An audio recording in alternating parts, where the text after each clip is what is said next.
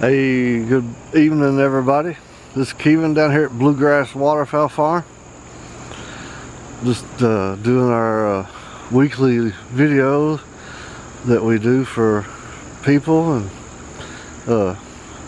thank y'all. Appreciate everybody for watching videos and all the comments y'all give me and everything. I try to be as honest with everybody as I can, asking the questions. I answer them to the best of my knowledge.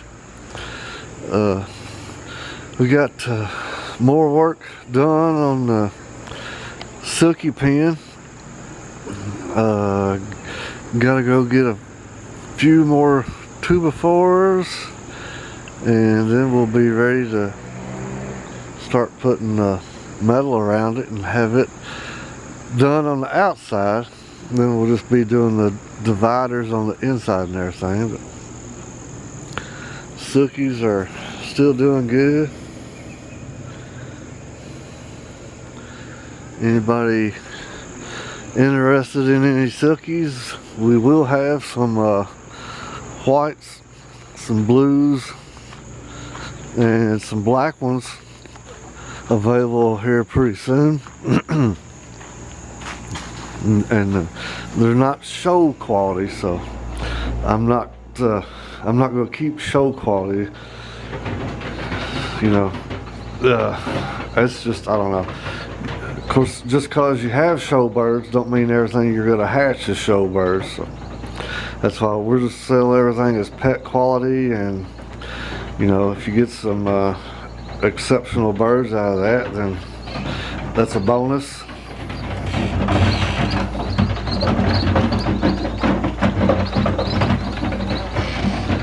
That's our young ringtails. They get just a little bit bigger and they'll be ready to go outside. And then the two ruddies that hatched last weekend, we had to move them outside. Where y'all hiding at? Oh, here they are.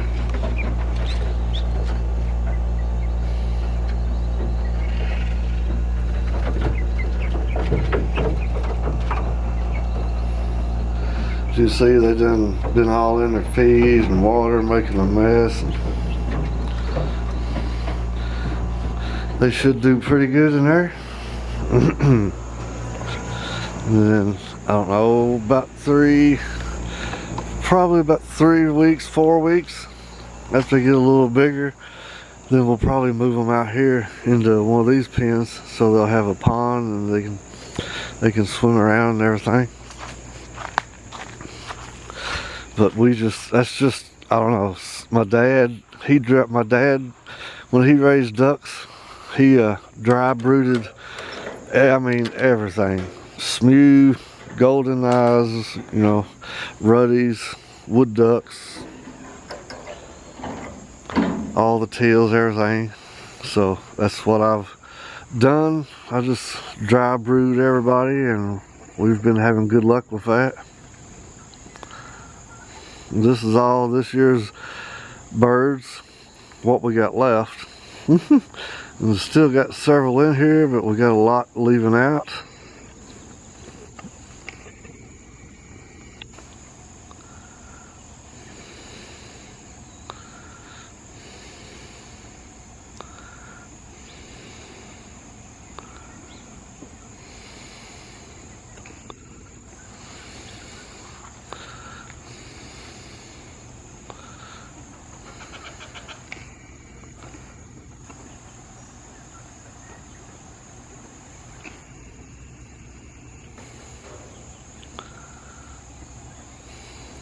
See, the silver and platinum wood ducks are starting to get color. Some, the white mandarins, are starting to get color.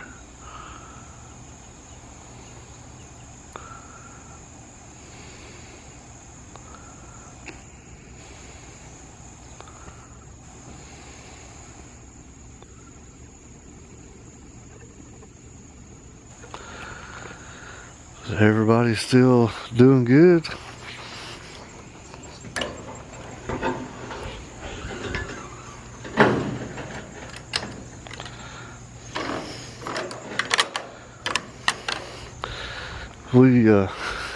earlier this morning, and I don't have a GoPro. I guess I need to order me one. I just use my phone and my camera on just about everything. And there goes the one now. You'll see that dove. The morning doves get in here. That's the only disadvantage that I have so far of this 2-inch netting, is the morning doves can get in, and for some reason they can't figure out how to get out of here. I'm not understanding that, or maybe they just don't want to get out, maybe. So, but I guarantee you we had at least 20-25 of them in here. I didn't know there was that many until I mowed the other day, and I'm like, oh my gosh. So I had the lower gate over there where the swans used to be. We opened it up this morning. My wife, she'll hide outside behind it, and if I excuse me, if I holler at her, then she'll shut it real fast in case I have a teal or something that wants to fly over there. But usually they do pretty good, and when I walk around, they'll all go to the water. So we made about 4 circles in here this morning and ran a bunch of them out, and unless I miscounted, there was only like 4 or 5 left. And I was gonna try, after it cooled up, maybe in the morning when we get up again, maybe try to get the rest of them out.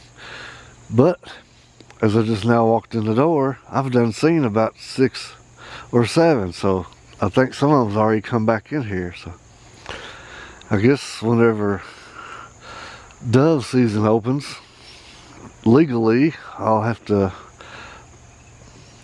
probably dispatch some of them to get them out of here, is the only thing I know. I don't know why they want to keep coming in here. I mean, I know they got free food,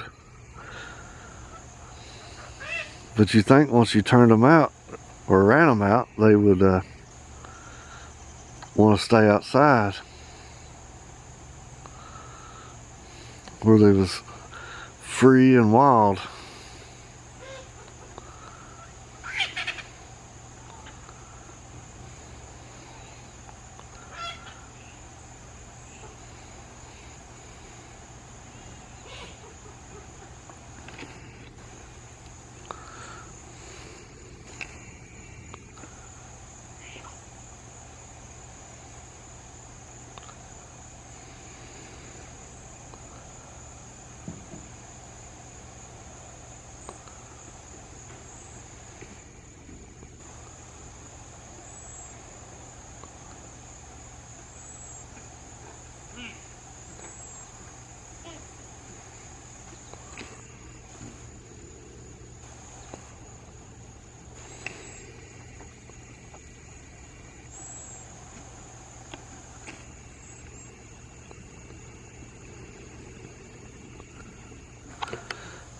But like I said, everybody's still doing good.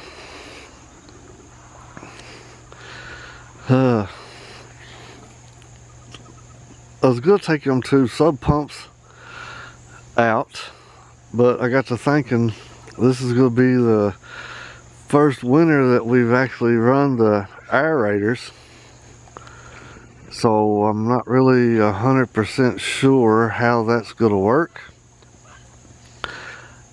I'm hoping, from what everybody's told me and I've seen on videos, that it'll keep the pond from freezing over.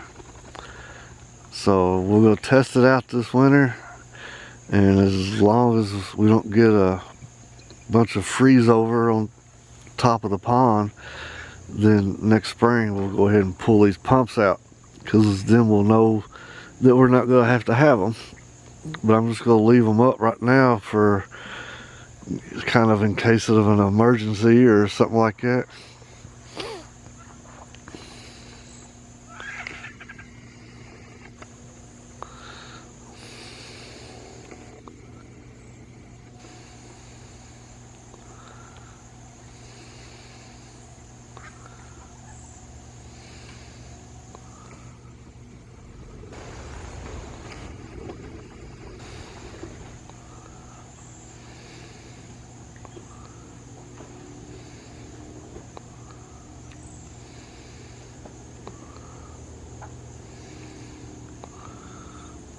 And you can see around the edges of the ponds, grass is getting thick again. I'm gonna have to come in here and weed eat.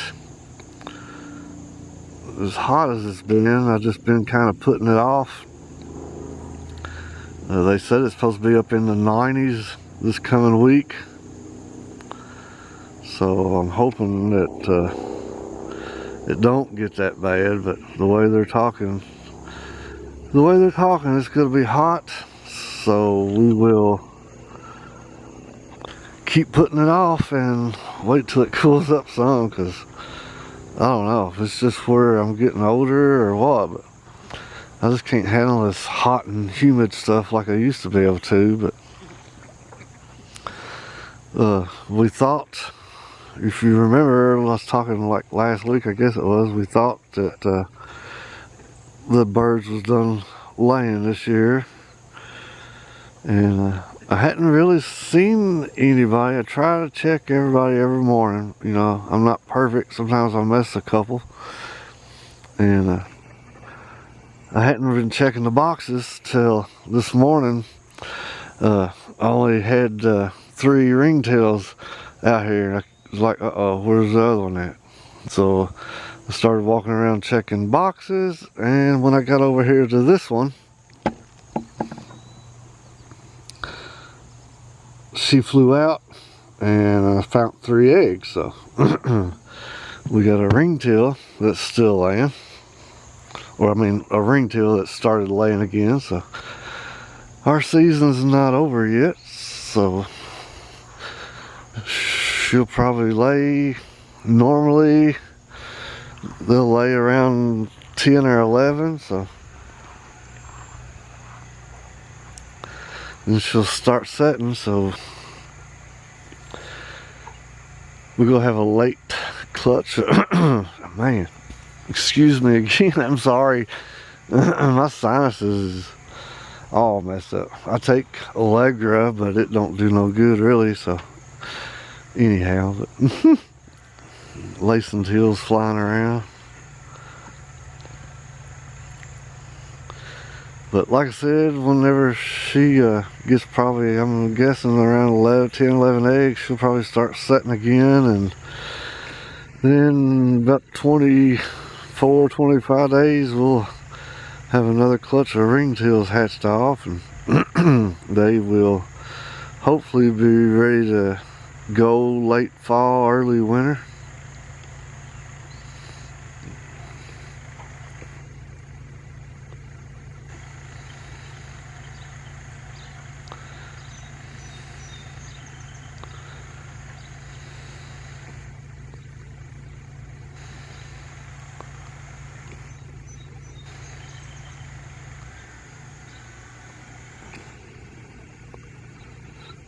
But that's all that's going on this week. I know one thing I was wanting to say too, and is I've had a few people comment or read comments where they was talking about that they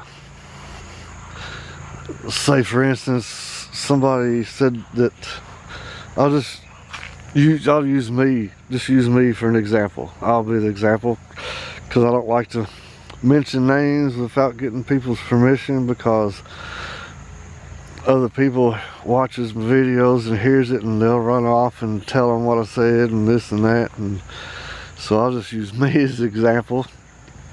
Some people say, you know, they like to get birds from the west coast, or they like to get birds from the east coast, or birds from down south and up north, whatever. And I understand your reasoning behind that, because you're trying to get different bloodlines. But that being said, if you do not ask the people that you're getting the birds from, where they got them from, then you're not guaranteeing anything, you know. And if you want to trace it all the way back down, then all of them is pretty much kind of kin to each other anyway. But nobody imports anything much anymore. I know of very few people that imports, but from what I've been seeing and hearing, they don't import, most of the common stuff. They're going after the more exotic stuff that you can't hardly find. But what I said was, I'll use me for an example. If I ship birds, and I ship birds everywhere, but say I ship birds to Iowa, Utah, Washington, Oregon, and then they keep them and they raise from them, and then let's say you live in New York and you bought birds from me last year, and this year you want, say you got a pair of mandarins last year from me, and then this year you want to get another pair, but you're wanting different bloodlines, so you go and you contact somebody that's say in Iowa and say, hey, you got mandarins? And they say, yeah. So all right, I'll take a pair. So now he ships them mandarins to you from Iowa.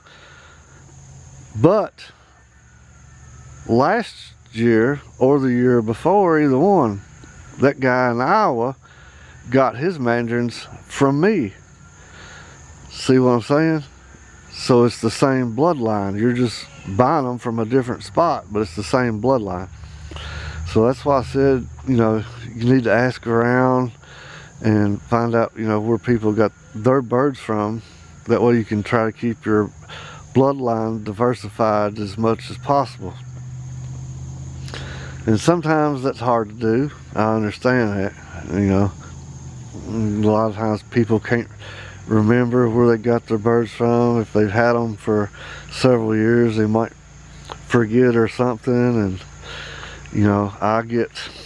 if I get a couple pair of birds from somebody this year, and then next year I get maybe a pair or a drake or a hen from somebody else and bring in, and then I'll bust one of my pairs up and put a different drake or hen in with them to kind of mix the bloodline up.